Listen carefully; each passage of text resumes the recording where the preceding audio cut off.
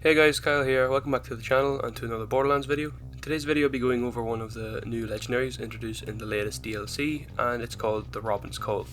The Robin's Call is a legendary shotgun manufactured by Jacobs.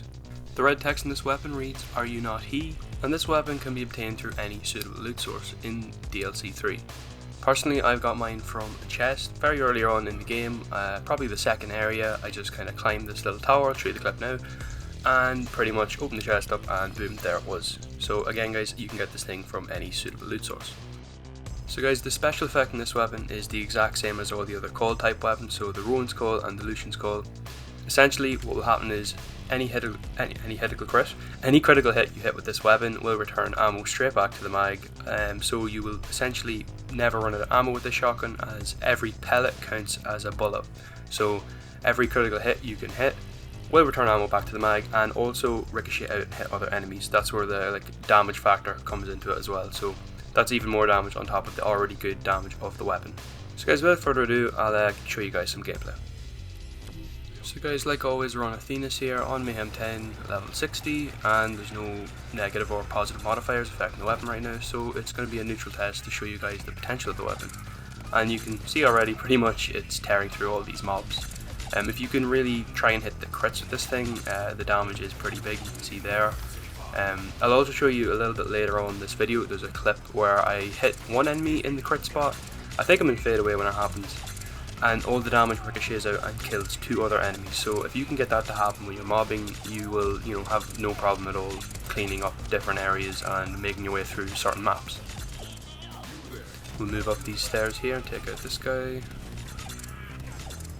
The fire rate on this weapon is probably the only one thing I would say is bad about it. If it was like maybe a full auto shotgun, it would probably be too overpowered at that stage. I think it would be an absolute boss destroyer. But I think that pump action underneath does help balance the weapon a little bit. It's not completely overpowered, and the fire rate is kind of slow. If it was any faster, I think it would be pretty broken. But you see here, we're moving through this area, having no problem at all with these enemies. I think I do go down here, like right here, yep, and pretty much we get back up straight away because this gun is, no problem at all. This guy's nearly dead. Take on the heavy. These guys I found is kind of hard to hit the crit spots. Same later on with Trant. I kind of struggled to hit his crit spot a lot. Maybe next time I fight him I'll try and throw on a red fang comb so I can get in behind him a bit more.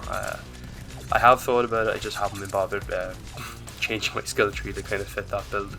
But we'll see, we'll do some experimenting. So this will be the last guy here. Okay guys, so that was me just doing a nice little mobbing test, showing you the weapon, and now we'll move on to that clip I was going to show you about the fadeaway. So guys, this is just a quick clip of me showing you the damage potential when you can chain those criticals. You can see there 3 enemies were taken out with the one shot. Okay, so guys, we're over here at Trant's arena. We're going to drop down and see if we can get the kill. And, as usual, we're going to just get around his little first ice wall here, use fadeaway, try and get in behind him as much as we can. I did struggle a little bit here. After taking the shield down, he kind of moved around a lot and I couldn't really get in behind him. But the damage starts to pick up after continued use of this weapon. I don't know if that's like a perk on it or something, but it makes pretty short work of Trant here once you can start hitting the crits. And he's gone. So yeah, this weapon is fully capable of mobbing and bossing, and let's just get into my final thoughts on the weapon. So then guys, my final thoughts on the Robin's Call. I think this weapon is really good. Like I said, the one bad thing about it would be the pump action underneath. It kind of restricts the fire rate a little bit, but bar that, damage is really good. The ammo capacity is, well, near infinite, and the chaining shots, very powerful when used with fadeaway. And relatively easy depending on your luck to get. Again, it's a random drop contained from any suitable loot source. I believe any obtainable loot source, or any suitable loot source inside of DLC 3 only, I think. So pretty much can be getting from chests, can drop from enemies, and I happened to get mine. It was like my very first legendary from the new DLC, so I'm very happy to take this through the DLC and see how well it stacks up against some bosses in that DLC. I'd recommend getting one if you can, guys. It's a brilliant weapon and I would give it probably a 9 out of 10. So guys, with the weapon review, that's going to be the end of the video for today.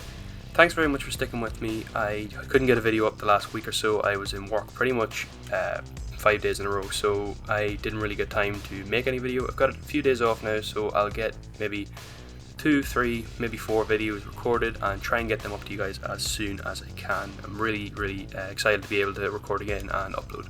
So thank you for all the continued support, guys. It really does mean a lot. And yeah, I will see you all in the next one. Thanks again. Goodbye.